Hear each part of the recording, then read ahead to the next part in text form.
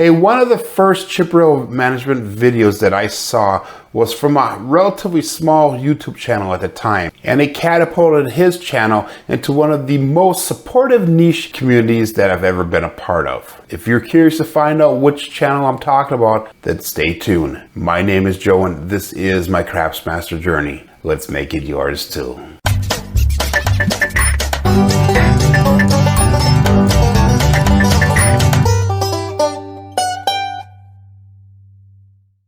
John at Procraps, and also the creator of the Casino Gaming TV YouTube channel, put out a video in April of 2021, and to date he has over 4,800 views.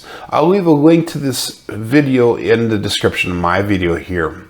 And that was the first video I ever saw regarding chip reel management that you can use at the craps table. In this video, I'm going to show you how a chip reel management system works and why it's so important to use a chip reel management system. He justifies it, and I fully agree with him that using his system, you can look down at your chip reel and know exactly where you're at. So in other words, you'll know how many chips you have in your rack. You'll know how many shooters worth of chips you have. You'll know how much profit you have, and you know how much extra money that you'll have to spend, say on tips or even for prop bets. As a side note, if you like this video so far and you like the other videos that I'm presenting, make sure that you watch this entire video and give me a thumbs up at the end of the video, because every little bit does help in a YouTube system. Okay, let's bring it to the chip reel, and I'm going to show you how John actually goes about setting up his chip reel.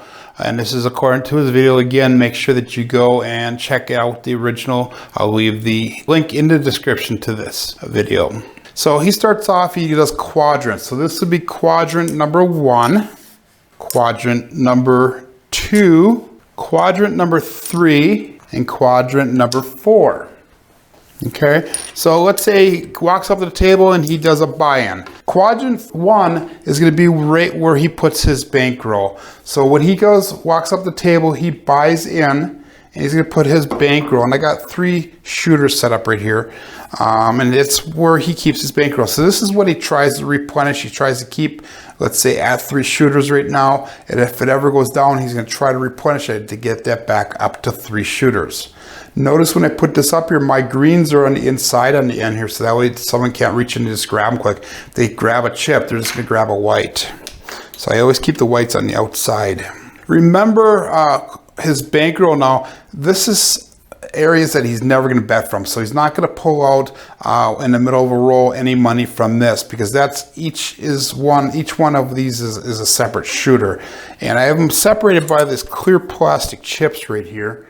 I just bought these at Amazon the other day. Cost me $14 with shipping, and that was for a package or a sleeve of 50 of these things, and they're pretty nice. They're acrylic spacer chips, and you look on here, you can actually see pretty easily where that separation is. The 1, 2, and 3 bankrolls are shooters.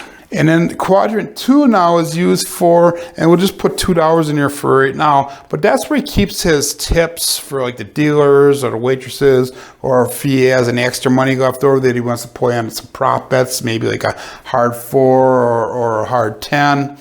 He calls this the cost of doing business portion, or quadrant. So anything extra, this is money that he really does not account for as part of his money-making strategy. This is just extras, leftovers, blow money, money you just throw around and do whatever you want. You really don't need to be accountable for it. Now, when a shooter comes up, he'll take 1 shooter's worth and he'll put it up in the rack up here. Again, notice my quarters facing on the inside, not on the outside. If he makes any money, then all the profits will go up in this far quadrant, or the top right quadrant then. And that one he's going to separate by color ups. So let's say we go with the shooter here, they go $44, we'll go 44 inside. And let's say the 5 hits. The 5 hits, we get paid out $14. Okay, what we're going to do is we're going to take that and we're going to put it right back into our shooter quadrant. So that way, what happens is we know we have $14 that we made off of this shooter. We put $44 out there, but we have 14 in profit. Let's say the 8 hits. That pays another $14. So we're going to take this, we're going to put it right in our rack. So now we have got 28 of our 44 back. Okay, and we're just going to go straight up. We're just collecting right now. We're not going to be pressing or nothing like that. And let's say it hits one more time. So we got another 14, we'll put it in our rack. So that's what happens. That's how much money we've taken in so far. Now the shooter 7's out. Okay, so what we're going to do now is our goal is to try to replenish the shooter rack here. We don't have enough to replenish the shooter rack, so we're just going to put it up here in our profit section. So that way, if we do win enough in the future, we have enough to go and put back up here, okay? So let's go another shooter. We'll go 44 inside again. We'll throw that out there.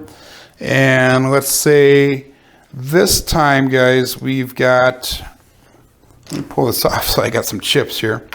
So let's say we got 1, 2, 3, 4 hits.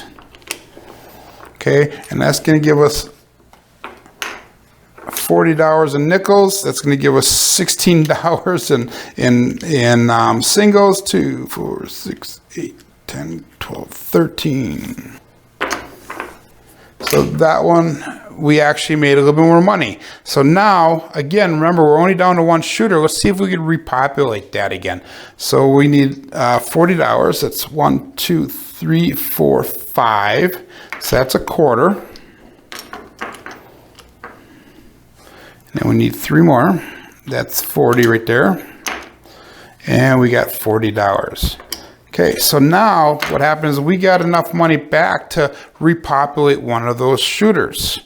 And this is all money that's left over in our rack that's for the profit. And you can kind of decide what you want to do with that then. You can either put it in your pocket, you can color up, or you can use that for future shooters. Again, we got 2 shooters in the rack.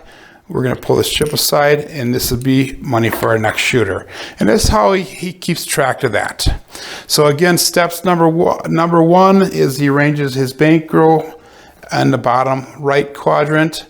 The second step is he puts his first shooter up here in the top left. At a 7 out, what he'll do is he'll replenish all the shooters down here. And then whatever's left is over here. Now, like I said, he separates in color ups. So right now we got 2, 4, 6, 8, and 10 chips. So we would put a split in there because that would be 10. Or if you wanted, we can go in 5. So that's 5. 2, 4, 5. And we have plenty of these. 2, 4, 5. Okay, and then we don't have enough there. And then we've got 2, 4, 5. So that's a quarter. And this is how he would go through, and he would just separate it this way. So he does by color ups. The neat thing about this is at any given time, he can actually count up. He can tell you exactly how much in chips that he has up on the table here. If you haven't subscribed to my channel yet, please take the time to do so. It does help me a lot. It helps get the name Craps Master Journey out into the YouTube community, or YouTube world. And the more people we get involved, the more people that can jump on the journey with us as well. Also hit that bell notification so that way you're notified every time that a new video comes out. In review, the ProCraps chip rail management system that you can use at the craps table, it has a way of separating the things into quadrants. Remember, you have a quadrant for your bankroll. You have a quadrant for your shooter money, the amount of money that's allowed for you to use only for that shooter. You have a quadrant for any profits that you're going to be locking up. And then you also have a quadrant to have carefree money spend, an area that you can not really worry about too much. So you can tip those waitresses, those dealers. You can play some extra prop bets if you want. The system is awesome. The system is also set up so that way you'll know at a glance or at a moment's notice whether you hit your win goal or whether you came to a stop loss or even getting close in that matter. You also know how many shooters you have left. And again, remember, our goal is to try to replenish that shooter base. So if you start off with 5 shooters and you get down to 3 or 4, your goal is to try to work it back up to 5 before you start putting money into that profit section. And the final thing is that using this craps chip rail management system is going to allow you to make more educated decisions at the craps table. In other words, you know where your money is, you know how much money you have, you know what everything's being used for. That way you can make more educated decisions on how you spend the chips, and also how you're going to play out your strategy and how you're going to adjust that strategy in order to make that session or that day at the craps table more profitable for you.